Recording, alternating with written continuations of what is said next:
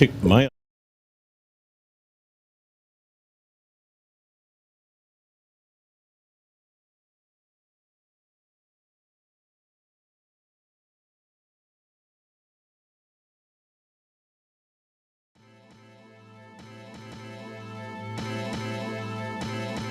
Welcome to the High at 9 News Hour, where you will hear from cannabis industry experts and professionals from around the country talk about important topics while shining light on global issues and discussing cannabis as it relates to politics, regulation and reform, data and technology, science, research and medicine, family and parenting, art, celebrities and entertainment, fitness, sports, mental health and wellness, and plant-based medicines and entheogenics. Together, we are building a stronger community, fighting the stigma and creating change.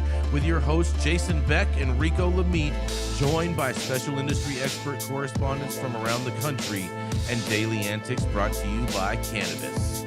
Coming to you live every Monday through Friday at 9 a.m. Pacific Time and high noon on the East Coast. And thank you all for getting high at 9 with us.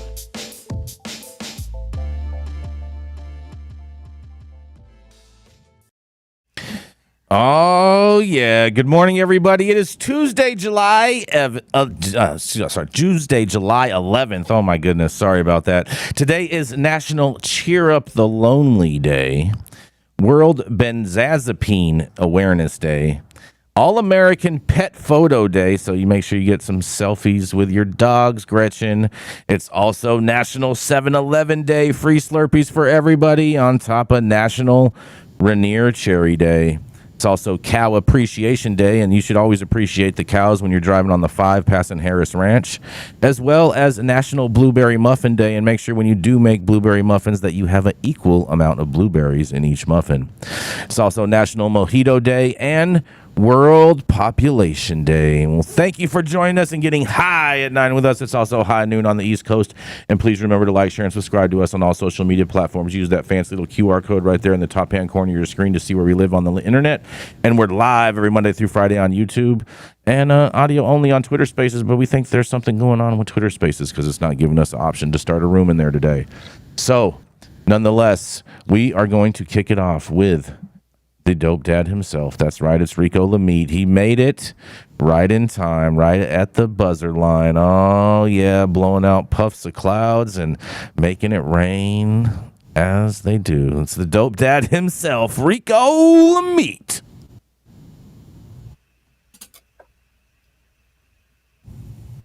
Is the applause, is it working? Is it working today? Oh, hold on. Yeah, I just heard the applause. Yep. Sounds like rainwater, though. Really. There we go. Sounds like rainwater, dude. Yeah, it sounds like a shower, like a waterfall, more than it sounds like applause. Hey, showers are good, you know. If you take them, take them. Get it. All right. So my story today. Thank you, Jason, for that wonderful introduction. Today, I've got an update on a story that I covered previously this year out of Franklin County, Massachusetts, a rural area not far from Amherst, about 2 hours outside of Boston. Tough economic times have hit cannabis communities nationwide particularly hard, and unfortunately, this update's a sad one for Whately, Massachusetts cannabis community. Y'all may or may not remember the previous coverage of Club Castaway prior to COVID. It was a thriving strip club in a small Massachusetts town. There's only one other adult establishment like it in Franklin County within 15 miles, and with the other waving its white flag early in the pandemic, Club Castaway was the last strip club standing, with a history dating back to the 70s. It was bought by a duo of entrepreneurs, one in real estate and the other had a history in cannabis. Their dream was to revive that local hotspot and turn it into the nation's first ever topless cannabis dispensary. Local incels, loners, and weirdos rejoiced, as it seemed that the local legal hurdles were surprisingly low and the deal would most likely go through. But just this weekend, one of the business's partners, Nicholas Spagnola, provided an update to the public telling the Republican in Mass Live that though the once shuttered Club Castaway would be reopening in August, getting the strip club back open is their focus now, not cannabis. He said their proposal to open what may have been the country's first topless cannabis retail outlet is no longer a priority. Per the article, Spagnola and business partner Julius Sokol are having floors and sound system repaired and are on track to open next month after being closed since the pandemic hit. Last winter, Spagnola and Sokol made national headlines with their proposed conversion of Club Castaway into a topless cannabis dispensary, and everybody rejoiced. They nervously presented the idea to a select board meeting on February 16th to Whatley town officials, and to most everyone's surprise, there wasn't much pushback from the town's top brass. Spagnola said the venture would be cannabis with a small twist, and that there are a lot of dispensaries open, but their niche was going to be guaranteeing their success. But the economic took a downturn, and the cannabis industry has been struggling this year. And the partners ditched the niche idea that they once had and are focusing the club's traditional business. The plan was to rehire many of the laid-off dancers, train them up into being bud tenders, and split the address in two to create some kind of combo topless tender dispensary on one side and a regular bar next door, as they were able to retain the original liquor license. But it seems now the duo's once lofty aspirations of bringing bare boobs and blunts together legally and becoming every lonely, gameless teenage boy in America's Idol fell short. Hopefully, the fact the project wasn't outright panned by the community officials offered enough inspiration for the next local entrepreneur to revive that idea, and innovation wasn't totally stifled. I'm Rico Lamitte, the dopest dad on the street for High at 9 News. Love to hear what you guys have to say about this one. Sad. So there's not going to be a strip club / dispensary now. No topless waitresses, no topless bud tendresses. This is just a sad, sad day for America. Blasphemy. I'm surprised that this didn't happen in Vegas first, to be perfectly honest. Surprised. Yeah, that's a really good point because everything happens in Vegas. I know. I'm surprised. Planet 13. Lots of strip clubs. Yeah, I'm surprised Planet 13 didn't lobby for something like this. Surprised at that too. Or even the city of Pahrump. All of the consumption lounges are not open yet. We've got about 37 licenses and concepts that have not been released. Mm-hmm. We haven't seen anyone lobbying or advocating to have a topless consumption lounge, but definitely none of the dispensaries have gone down that road. So, but we'll wait and see. You know, they've got to be innovative with their consumption lounge concepts in order to get people in the door, convince people to stop smoking on the street and pay an exorbitant amount of money to come into their consumption lounge to be able to consume there. So we'll see. We have a few, even though we don't have consumption lounges. In Florida, we definitely have a few places doing it different ways. So it's interesting for patients, obviously. But, it seems to be a good model that, is working out. We're not having any issues with it right now. How many consumption lounges are you aware of in the state of Florida, Michael? Well, so I know of at least 4, and it's basically businesses allowing patients to bring and use their own cannabis. Mm-hmm. Interesting. And for any of you guys that don't know, we have Michael Minardi with us. He's an attorney in the state of Florida. And on a story that's coming up next, he has some quotes in it. So he's going to be joining us for a little while. So, Rico, I got a couple questions. This is not coming to fruition, not for a lack of interest, correct? They're working on the construction and other things? It says strip clubs gonna make money. Cannabis ain't gonna make money. They ain't trying to go broke like everybody else.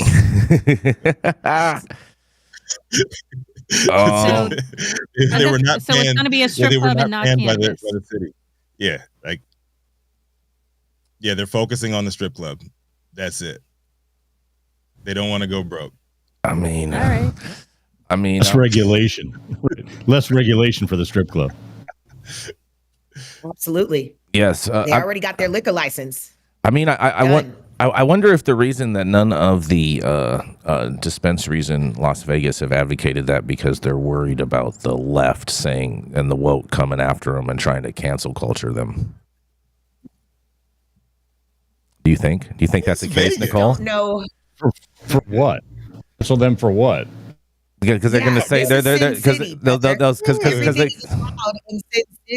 I'm just saying, you know. Like, I'm just saying I see it often in cannabis stuff and them trying to do this and that for whatever reason that they feel ideologically attached to. strip clubs are a bastion of female empowerment. I believe in them. But there's also a number of females that also feel as though that they are exploiting women. Look, man, I had a totally different view on strip clubs before I went to Atlanta. When I went down to Atlanta, oh yeah, I was a believer. Those girls in Atlanta are making more money than the strip club owners. Like they are making bank, and it's all like tax-free cash. But the thing is, like Rico mentioned, the regulations around opening up a strip club are much less than opening up a dispensary. So from a business perspective, keeping your license for your strip club and your liquor license and it's going to be a lot easier path than trying to go down the road of adding a dispensary to that situation. It's just harder. More regulation on cannabis than alcohol and titties. Yeah. What do you have, Sean? Go for it, Sean. THC and titties. We heard in Las Vegas was why the gaming establishments were not super interested in allowing cannabis or fighting that issue was they believed cannabis didn't create that euphoric I'll spend a lot of money high, and so that may be also one of the impediments unless you think smoking weed gets your judgment impaired as much as alcohol, which I think most of us are going to say it does not. Yeah, I think you're right about that, Sean. They prefer the gamblers. Hold on, one person at a time. They prefer the gamblers to stay away. They prefer the. What did you have to say, Nicole? Saying they prefer the. What did you have to say, Nicole? Oh, sorry. I was just saying the casinos are not touching cannabis because it's not federally regulated. Well, so the casinos would much rather keep their cash with gambling than risk the feds coming in and, checking their regulation around cannabis. So they're not touching it until it becomes federally legal. It's because of the money. No doubt the gaming authority doesn't allow it, but the gaming authority is run by them. And while that is a huge concern in discussions, the tests that they've done, because they test everything from temperature to everything, is cannabis does not cause excess spending like alcohol. And so that's why you have support of the actual casinos in changing that. Interesting. Yeah, man. They much prefer you do cocaine. You stay away. What was that? And gamble more. Hold on, we got to stick to one person talking at a time. Go for it, Todd. They much prefer cocaine because people stay up and gamble more and then drink more. What are the strippers? Rico, what you got? That's true. What you got, I was Rico? Gonna say, man, like you can't mess up that money train, man. They're already making money off of liquor. They're already making money off of gambling. And if cannabis is still showing to be a money pit, like why would you switch it up? Why would you disrupt that? Gretchen, you have any thoughts on this, Gretchen? I think it's time to move on. You think it's time to move on? All right. Well. In that case, we do want to say a happy birthday to Blazy Blondie, and thank you, Dwayne, for the super chat. Much appreciated. We do appreciate that very much. And with that, we're going to go to a commercial. We'll be right back. How's it going, guys? Saman Razani coming to you from Green Street here with Jason Beck, smoking on the best weed in the world. Did you know that we have an audio-only version of our podcast available on Apple, Google, Amazon, iHeartRadio, and Spotify? Tune in now and check it out. All right. Coming up next. Yeah, you're good, Rico. You're all good. I got the intro? Yeah, it's all you, baby. My bad. All right. You gonna introduce yourself? You know what I'm saying? No. You're here. You're here. I don't. Yeah. When I self-empowerment shit. You know what I'm saying? I'm all for it. Coming up next is the cannabis industry's longest continuously operating retailer, known for smoking the best weed in the world and for his tabletop stretch sessions with smoky vanilla. Jason Beck, what do you have for us today, man? Oh yeah, you know it is Tuesday. Today is going to be time for a stretch and smoke right after the show, so you know. But today, very interesting story for you guys today. We go back and forth on this all the time, but a Florida cannabis dispensary says that they have collected enough signatures to get adult use cannabis on the ballot. That's right. True Leaf says it has collected more than 965,000 signatures for the Smart and Safe campaign to legalize adult use cannabis in the state of Florida. That's more than enough signatures to get on the 2024 ballot, assuming the ballot language is approved by the state Supreme Court, a heavily conservative-leaning court. Attorney General Ashley Moody is among those fighting it, saying the court should reject the proposal. Still, this advancement in the process has the pro-legalization side feeling confident. In a quote, "I have confidence that it's going to pass the Supreme Court review. And then really, you know, it's up to the voters and the people of Florida," said Michael Minardi, who happens to be with us today, and attorney and chairman of Regulate Florida. If the initiative does pass, it would need the approval of at least 60% of voters at least 60% of the voters. In 2016, 71% of voters approved for medical cannabis. And Minardi believes legalization would increase tourism, jobs, and create a tax windfall. And in a quote, he says, "Absolutely, I would see in excess of, $1 to $2 billion the first couple of years of adult use here in the state of Florida," he said. On the other hand, opponents say Florida doesn't need another intoxicant, especially in the hands of kids.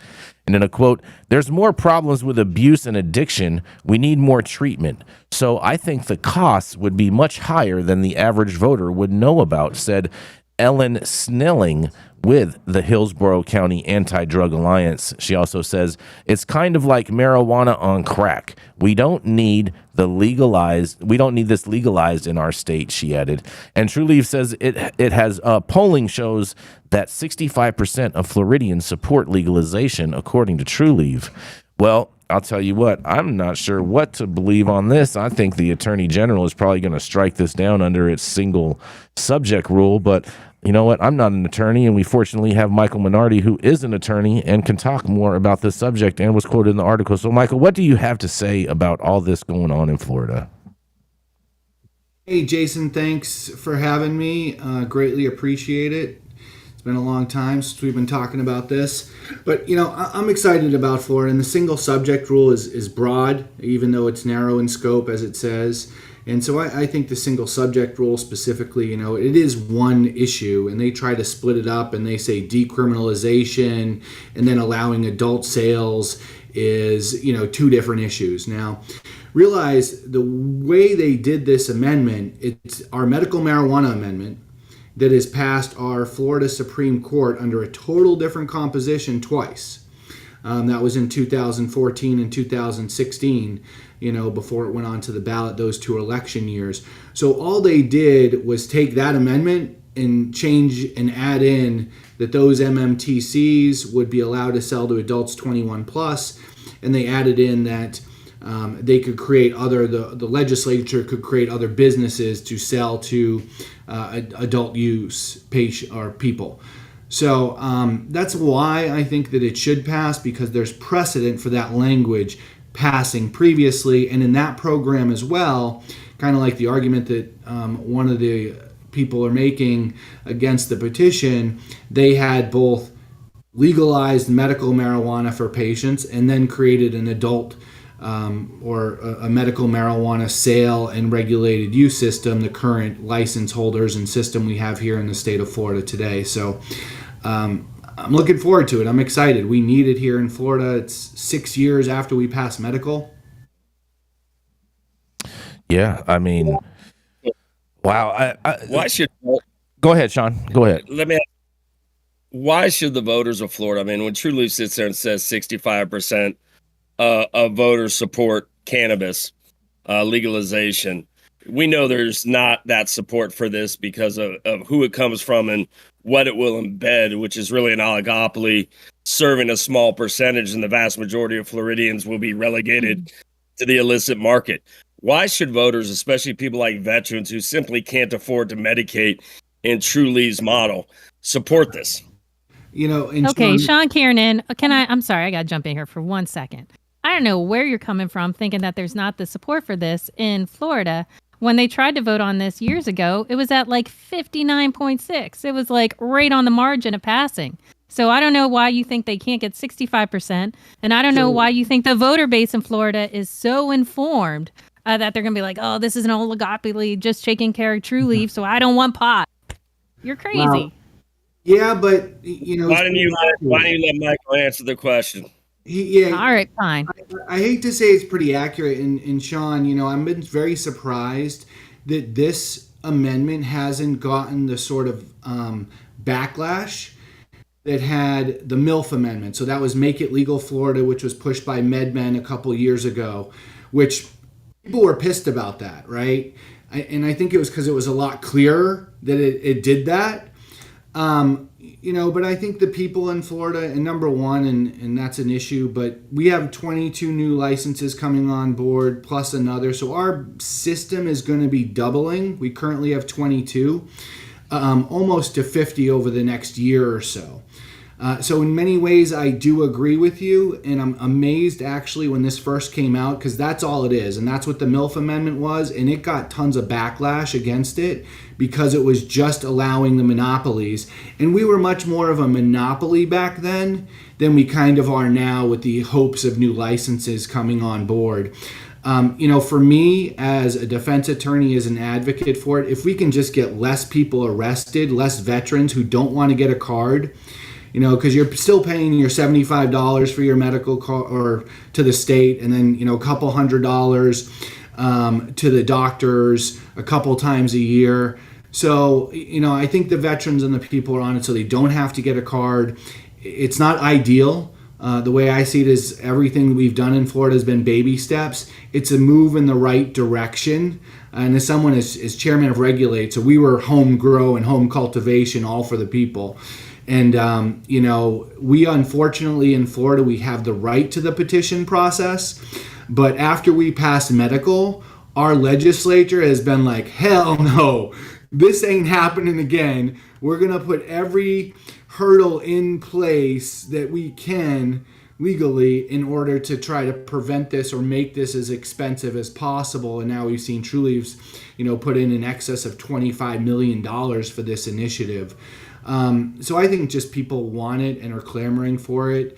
They're sick of kind of getting the medical cards. Huge issues on dispensaries, absolutely, throughout the space. And your cannabis isn't legal in Florida unless it's in dispensary packaging. Like, you technically can't roll a joint and then bring the joint outside, even if it was rolled from that dispensary cannabis, and have the joint not in the packaging. We've had arrests in the state from that. Right. So is that going to change it? I mean, if we relegate the vast majority of the illicit market, is that really going to change it? Are we really getting less people arrested? Or are we just making True Leave a lot more money? So, I kind of call them the dispensary police now, because that's all these people are doing. Like, it's legal. Everyone can get it. Everyone can pretty much get a medical card, and the cops are just arresting people everywhere for it. So, no, it's not going to change, unfortunately. And I do suggest people making sure they always have containers. And I would tell Gretchen, if she thinks this is going to get 65% of the vote in the state of Florida, she's sadly misrepresented and needs to get out of DDC and get down to Florida. Because I can tell you, our vets are very aware of this. Most of our vets are not going to do this, and they're very pro-legalization. So, I hear you, Sean, but I don't think well, frankly, it doesn't need 65% of the vote. It needs 60% of the vote to get passed. And so I think absolutely, if this is left up to the general public in a presidential year, it is going to pass. And I don't care how many vets you roll out. I didn't say it wasn't. It is going to pass. That's what you people keep telling me. That is what you said, Sean. When I saw 64 is a disaster, but it's going to pass, I was right in both cases. So you're flip flopping right now, and you're saying it's going to pass now. Yeah. Man, we know we're going to put a lot of the vets, and I know it's an ongoing dialogue, and where we were at with it, even internally was, questionable about it. But I think, everyone will go to the polls and end up passing it, no problem. I think we will get over 65% by the time November 24 runs around.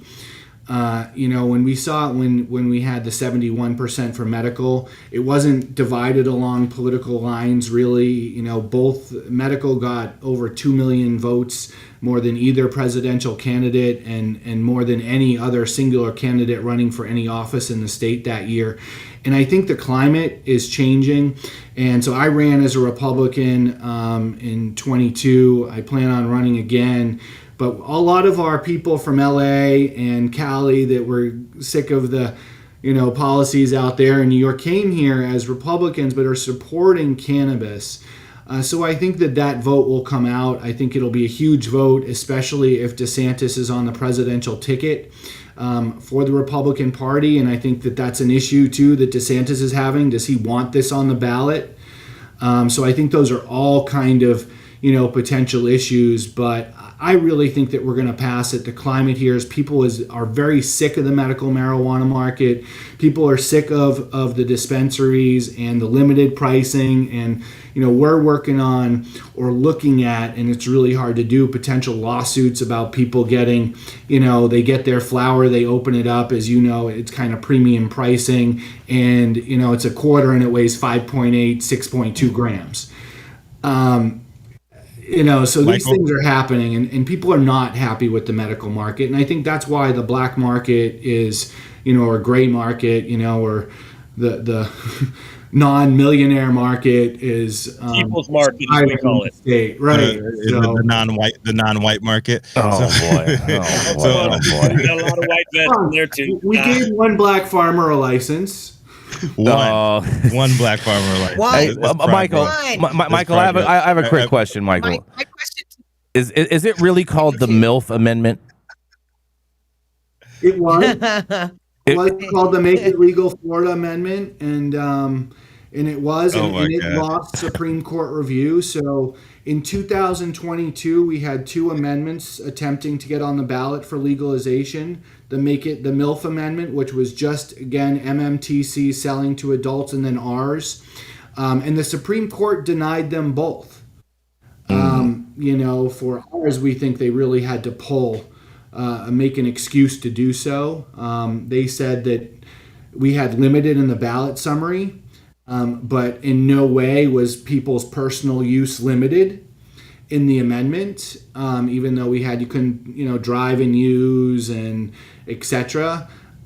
So, it'll be very interesting. And this court is, 4 times more conservative, 4 judges appointed by DeSantis on it.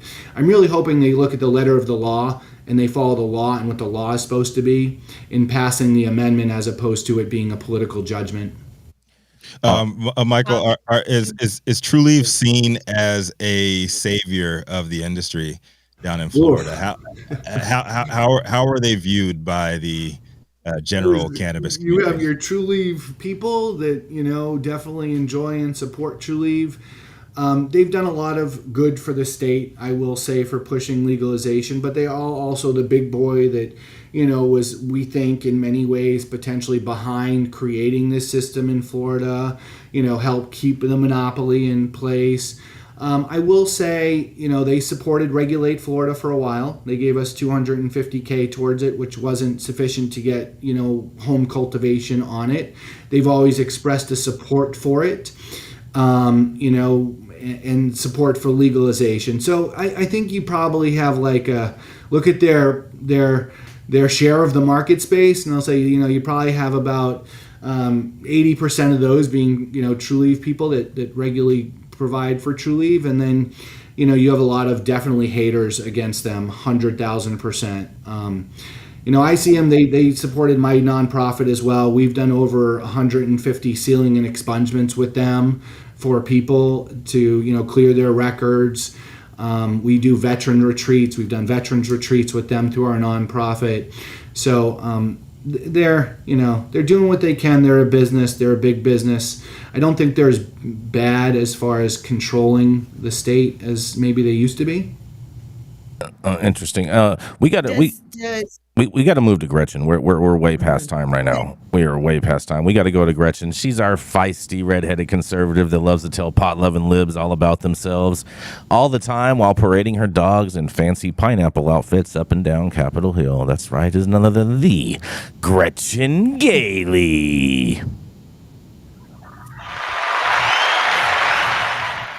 All right, good afternoon. And today Salem is just wearing her favorite necktie because she is my little CEO. Anyway, CEO. My headline today. She is. She gets her tie and she gets so excited. Anyway, my headline today is from good old Marijuana Moment. Headline, Schumer says passing marijuana banking bill will not be easy and needs GOP support as he sets agenda for summer. Passing a marijuana banking bill is a priority during the upcoming summer work session in the Senate, but it will not be easy and needs GOP support to advance, according to Majority Leader Chuck Schumer, in a letter to colleagues that notably omitted his typical call for attaching criminal justice provisions like expungements.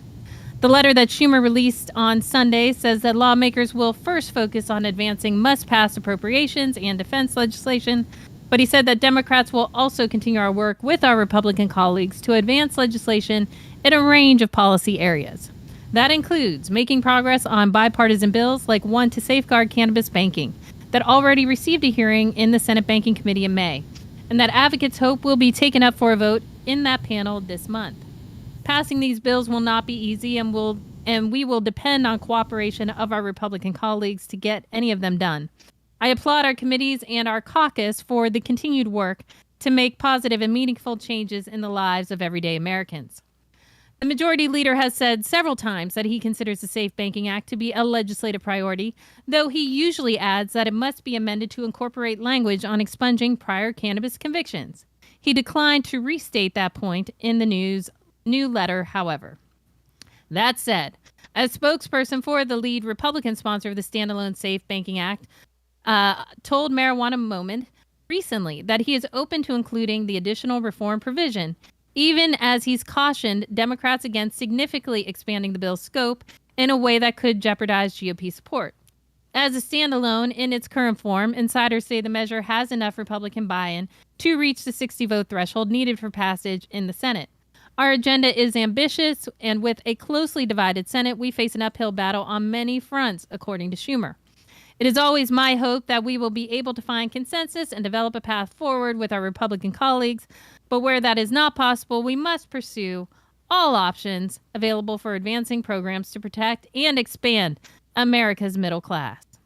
Meanwhile, members of the Senate Banking Committee are also still debating Section 10 of the marijuana bill, which certain Democrats like Senator Jack Reed have voiced concern over, arguing that it would effectively undermine banking regulations outside of the cannabis space. Senator Steve Daines, the GOP sponsor of the Safe Banking Act, said recently that members were not quite there yet on a final deal, but are continuing discussions. Schumer also recently spoke with a cannabis industry leader who approached him at an unrelated event last month, and according to the Entrepreneur, the Senate leader is feeling confident about the prospects of passing the cannabis banking bill, as he noted in the letter. However, getting the measure across the finish line will demand Republican support, and key GOP senators like Senator Minority Leader Mitch McConnell have previously posed obstacles to the incremental reform.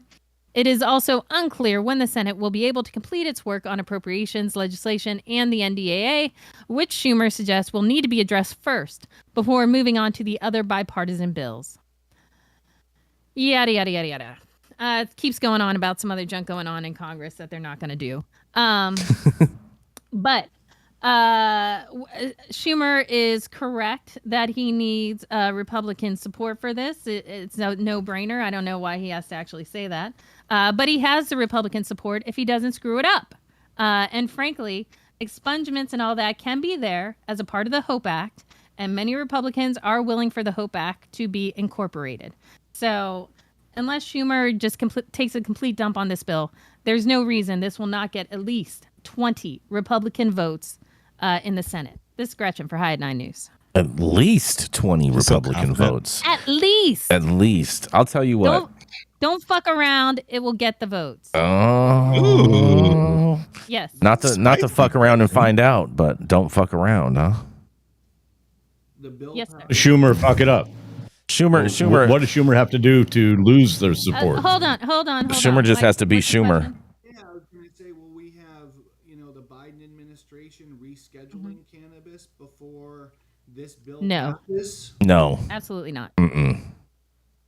What the hope is that this will get a markup in committee prior to the August recess. And then the vote will actually come on this before the election.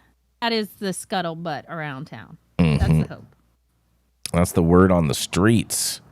And with that, we're gonna go to a commercial. We're gonna be right back. Thank you so much for that, Gretchen. Hopefully, Senator Chuck Schumer doesn't screw this one up like he did last time, but we'll see.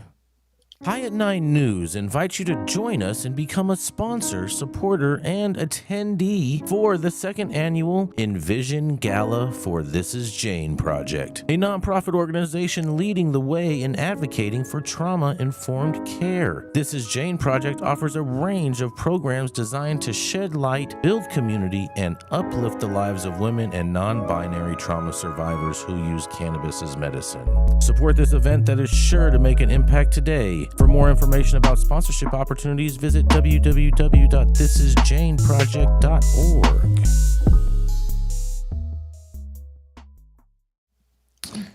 All right, whatever you're doing, make sure you hit that subscribe button if you haven't already, and also make sure you hit that like button. And we have one more commercial for you. We'll be right back.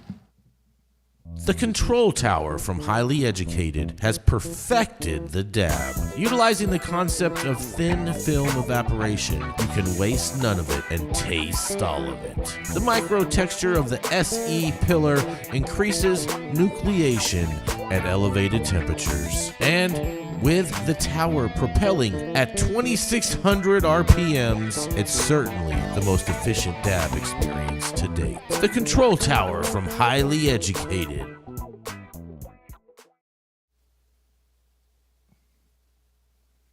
Oh, yeah. Up next, she is the National Community Program Director at M4MM, Power 88 Las Vegas' friendly neighborhood encyclopedia every Wednesday morning.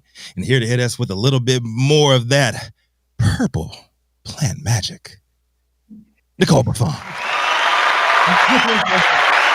Thank you so much, Rico. Appreciate that. Much love. All right. So my story today is coming from Benzinga.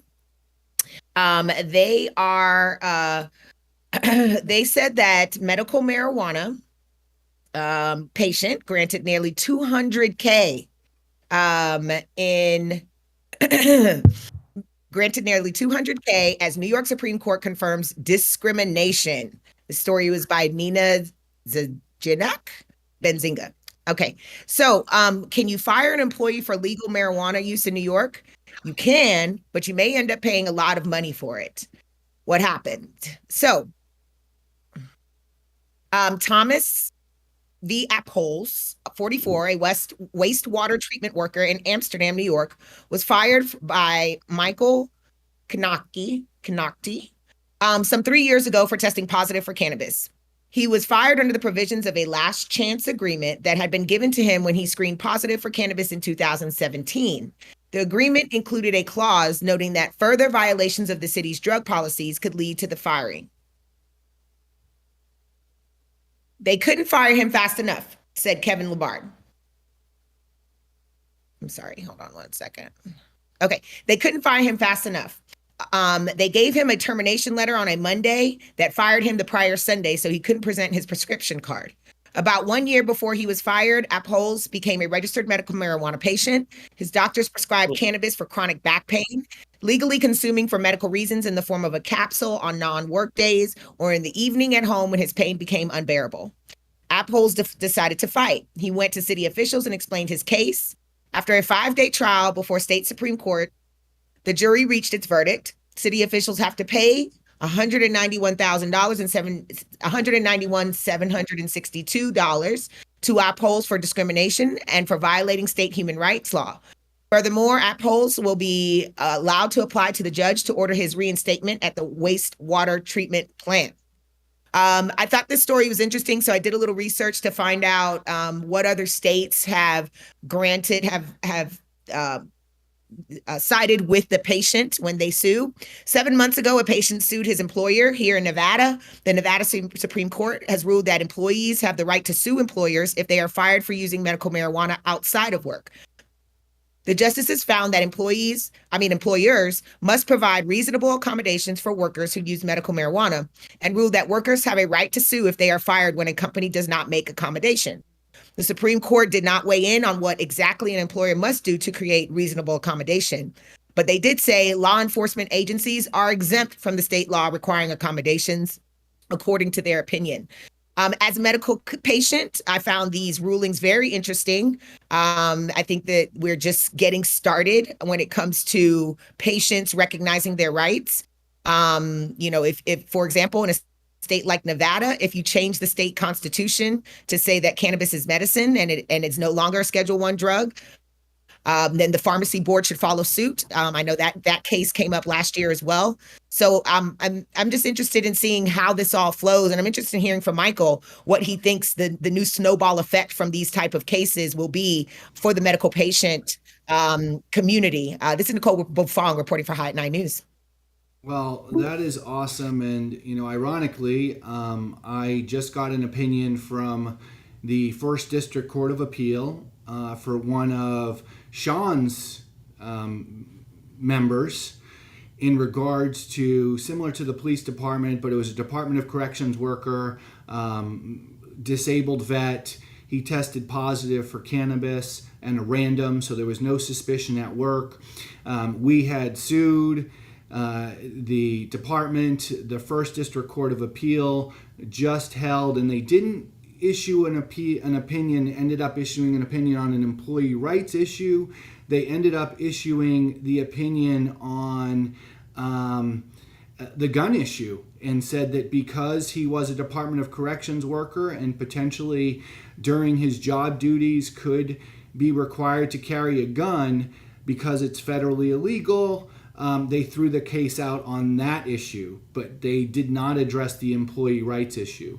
We currently have a case set for arbitration the end of the month, end of July, for a Hillsborough County paramedic who was an EMT as well, firefighter who tested positive for cannabis, and we're arguing the same thing. So our constitutional amendment says not required to accommodate on-site use for employees, kind of like in some of these other states. Massachusetts has also held that employees could sue, and also Connecticut. There's case law out of Connecticut that says that they can as well, and some of their statutes allow them to do so, whereas ours, Nevada's, and a couple other states are kind of silent on it, but allowed to do so. So we're dealing with that issue. We just filed a request for a rehearing, and then / we will likely be appealing to the Florida Supreme Court about the issue based on the Oklahoma gun case, which from our perspective said that, listen, being a marijuana user alone is not in the intent of an illegal gun possession under the influence of drugs. So it's an interesting issue that we're on top of here in the state. What's most interesting is the fact that they are limiting people who want to use a gun or have a gun license only for cannabis use. I mean, shouldn't the same rules apply for alcohol or any other drug, like legal or not? Like people under the influence of heavy opioids and pain medicine shouldn't be operating a gun either. I am entirely with you, and I think the Oklahoma case, or the case, does a really good analysis of that, the intent exactly, and they use alcohol as an example. You can own a gun and drink alcohol, but you shouldn't be drunk and under the influence and be carrying a weapon, right? So, and especially we just passed an open carry, so you don't even need a permit here in the state of Florida to carry a weapon in public. So it begins that we all deal with, right? The cannabias. For some reason, cannabis patients are much more deadly than opiate patients and people on morphine and Percocets and stuff. Somebody smoking weed, rob a liquor store, or Yep, very true. Very true. It's a very interesting case. I can't believe this cannabis company had $200,000 to pay this employee out with, though. That's what I find more interesting. Hey, it's not the cannabis company, it's the wastewater management company. Oh, got it. Yeah. No wonder they had $200,000 to pay this employee out with then. That makes a lot more sense now. Oh boy.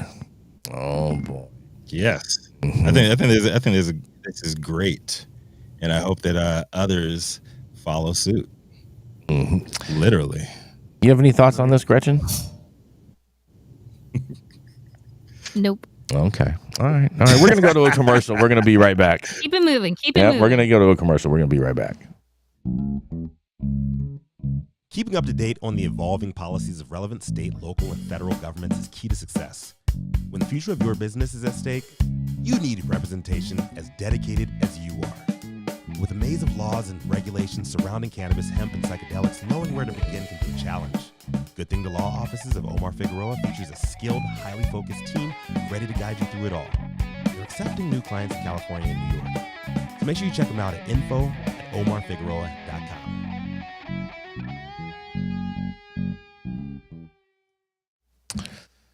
Coming up next, it's the man with the voice. That's right, Mr. Todd Denkin. He's the founder of DigiPath Labs and the recent founder of the internet sensation, the Smuggleverse. So make sure you check it out online. That's right, it is none other than the Mr. Todd Denkin. Thank you, Jason. Jason, well, back in the news is, beer, scratch ticket, weed, gas station, cannabis. Coming to Florida and then to the world. Picking up some cannabis where you fill up your gas tank will be a thing at a Circle K in Florida very soon. Green Thumb Industries CEO expressed confidence in an interview that regulators in Florida will ultimately approve the company's groundbreaking deal to establish medical cannabis dispensaries alongside Circle K gas stations throughout the state.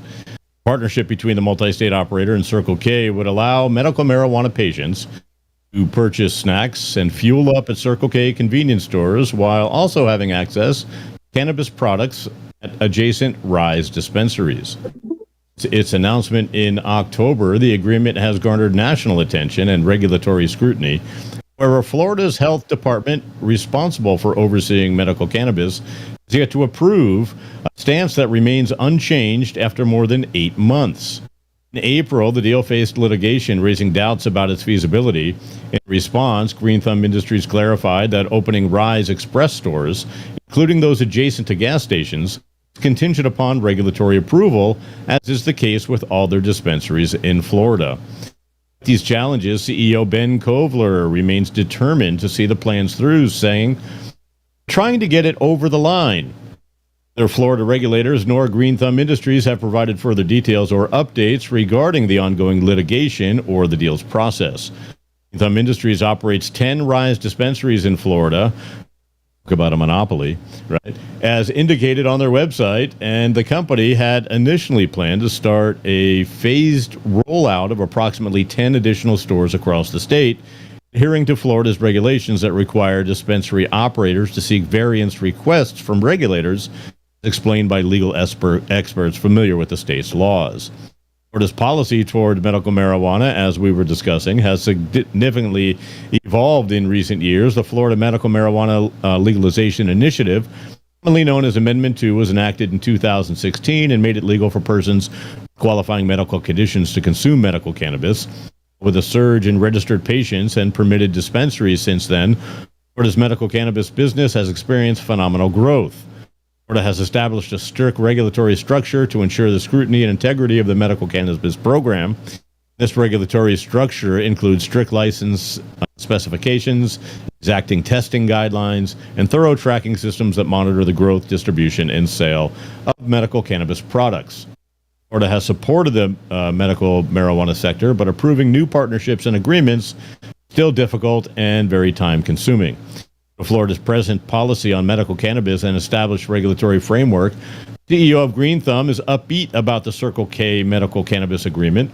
Growing patient base and statewide acceptance of medical marijuana as a legitimate treatment choice support the CEO's upbeat outlook. However, it's imperative to recognize that other parties, including state regulators, licensing agencies, and local communities, are involved in the approval process for such transactions. These organizations are crucial in determining the potential effects of new partnerships and assuring adherence to all applicable laws and regulations. Potential agreement between Circle K and Green Thumb in the medical cannabis industry holds great promise, delivering substantial economic benefits to Florida. The continuous expansion of the medical cannabis market, this partnership can drive job creation and foster robust economic growth throughout the region. Construction of a few new dispensaries and cultivation facilities due to this agreement will first and foremost require qualified personnel to manage and administer these activities. As a result, employment possibilities would be generated in various industries, including agriculture, retail distribution, and administration. These employment opportunities, of course, would give people a steady income and drastically lower the area's unemployment rates. Collaboration has the potential to significantly enhance Florida's tax revenue as well. As other states have legalized medical cannabis, have witnessed the industry's lucrative nature in generating tax income. Furthermore, the positive impact of this deal extends to other businesses operating within the state. The presence of a well-respected brand like Circle K in the medical cannabis market is bound to attract additional investments and stimulate the growth of associate industries. Will 7-Eleven partner with next, right? Getting approval for the medical cannabis deal in Florida presents significant challenges for Green Thumb and Circle K to the complex regulatory landscape. Florida has strict regulations governing the production, distribution, and sale of medical cannabis. These regulations encompass licensing requirements, product testing protocols, compliance with security measures, and many, many other regulations. The approval process involves thorough background checks, financial audits.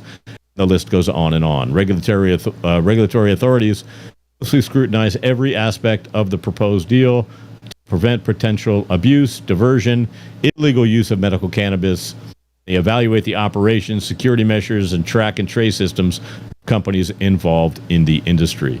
Despite these challenges, Green Thumb CEO remains optimistic about approving the Circle K medical cannabis deal in Florida. Company's track record and commitment to compliance and the potential economic benefits it can bring to the state, he feels will help the entire state of Florida. Green Thumb's industry CEO remains confident, and they think that Florida will pass this law. Todd Denkin with High 9 News. What do you say? I think the Green Thumb's is Florida going to pass the law? I think the Green Thumb's CEO is smoking something, because they already got turned down by the state of Florida in regards to this proposal. So why they're surfacing it up and bringing it all up to fruition again? I mean, Michael, do you have any insight in regards to this being an attorney in Florida? Yeah, obviously. So I know when they first and it came up, the department was like, laughed at it. It was like, what are you talking about? I really think it's an interesting issue, right? Because it's not like dispensaries can't be they can be standalone, they can be in the middle of strip malls, they could be anywhere in the state, and we're talking about the strip clubs. I mean, so one person that was a big part of fighting the laws here in the state, Joe Redner, who owns Mons Venus, one of the, very famous strip clubs, is 2 blocks from Sunnyside. Right, one of the Cresco's dispensaries here. So I think it is more, I think they shouldn't have probably phased it and pushed it out like they did. They should have just found locations that the Circle K already had that were zoned appropriately and then put the dispensaries there, as opposed to proposing it like this. But I don't think the proposal that they have, that they're just going to get a blanket ability to anywhere a Circle K is to be able to put a dispensary. I don't think that's even close to happening, especially not in this regime. Yeah. My question is this be like a drive-through kind of dispensary? What were they thinking? How are you going to card ID everybody that comes into the the gas station? So what they were saying originally, Nicole, to that point, is that they were saying that they would have to build a little sub-store that has a totally separate entrance, totally separate everything, that is just housed within the Circle K. So it would be a store within a store in essence. Did you have something, Gretchen? Just to attract the traffic, just to get the traffic that typically go to a Circle K every day.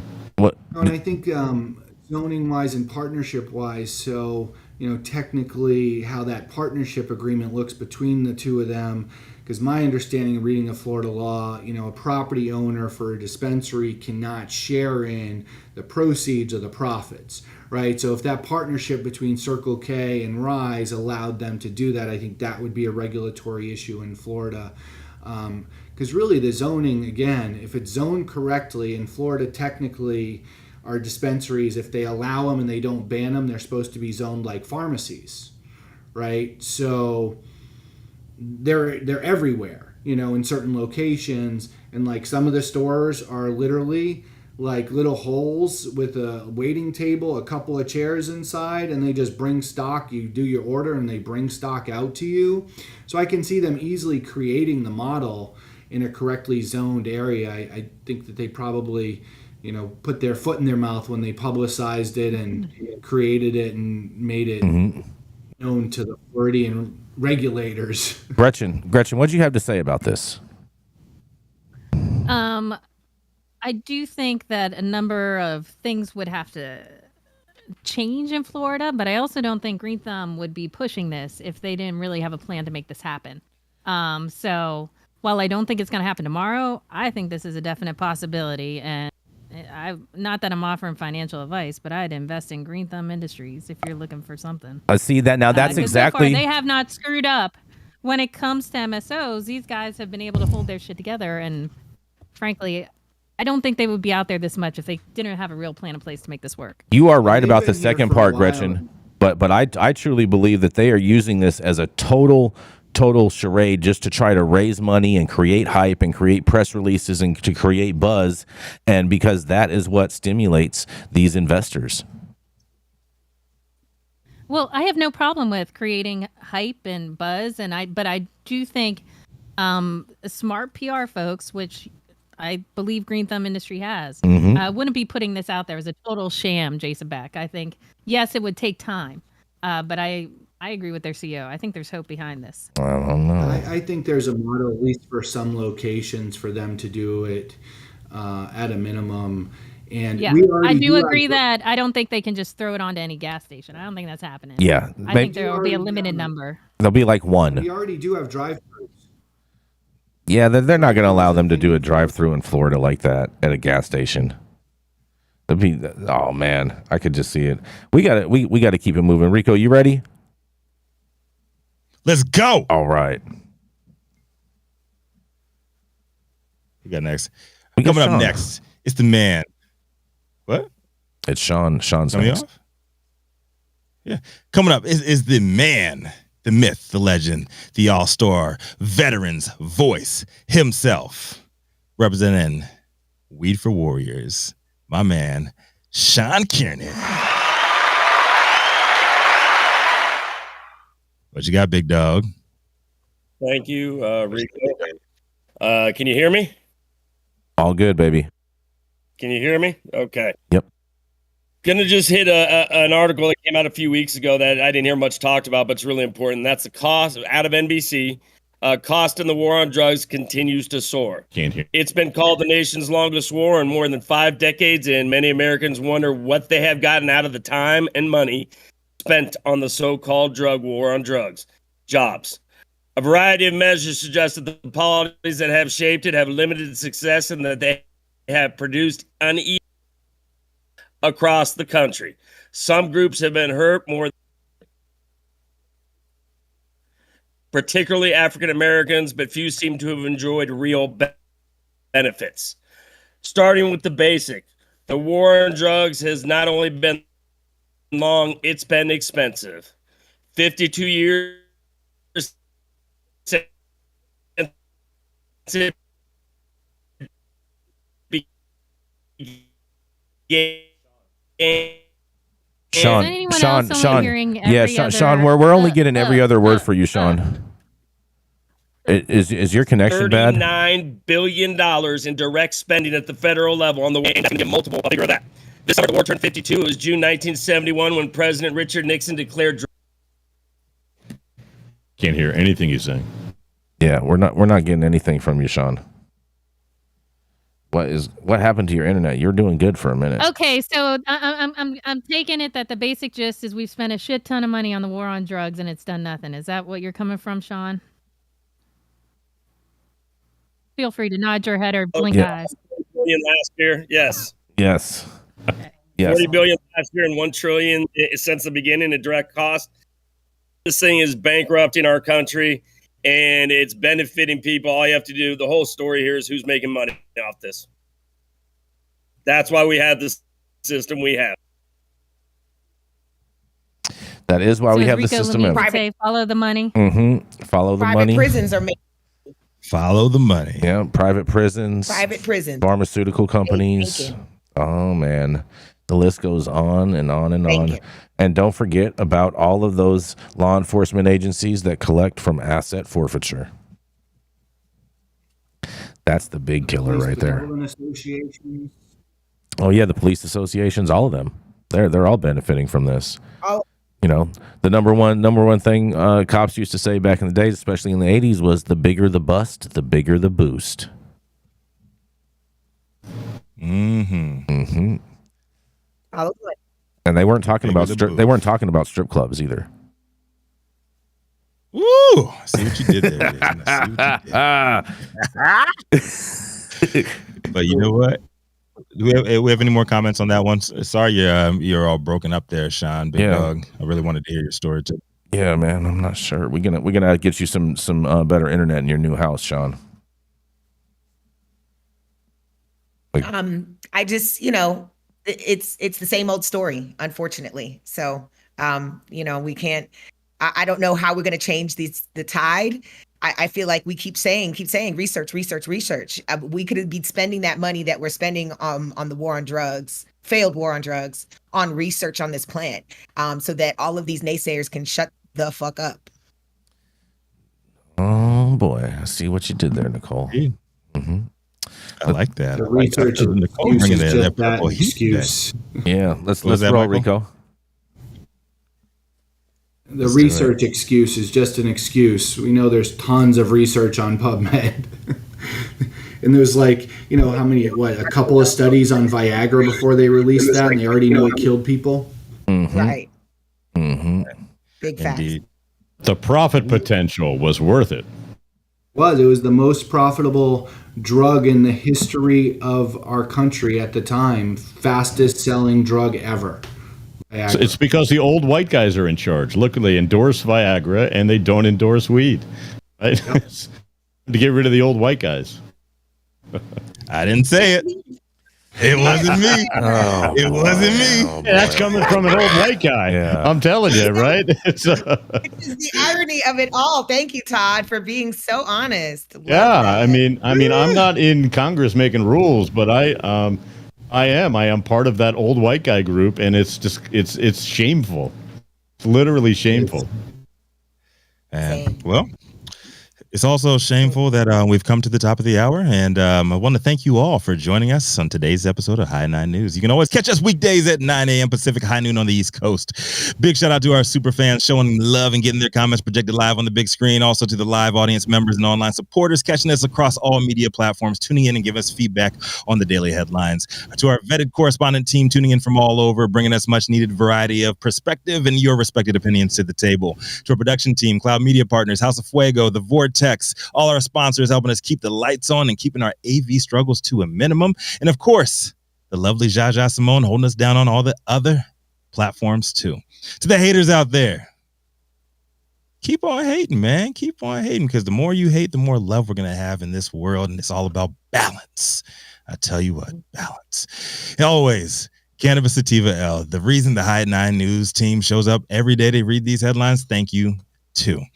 It has been Tuesday, July 11th, 2023. The show's over. You've all been blessed with the top industry headlines. Hope it was enough for you to put in your pipe and smoke, at least until tomorrow. I'm Rico Lamitte, the dopest dad on the street, with your daily reminder that when life gives you no place else to turn, you can always turn the fuck up. And Mr. Minardi, you got the outro today, man. You got to get a message to send these folks at home. Hey, show up, do the thing, and if you're in Florida, get out and vote and support legalization, and if you need me, Minority Law, we're here for you in anything cannabis. Support the MILF Amendment.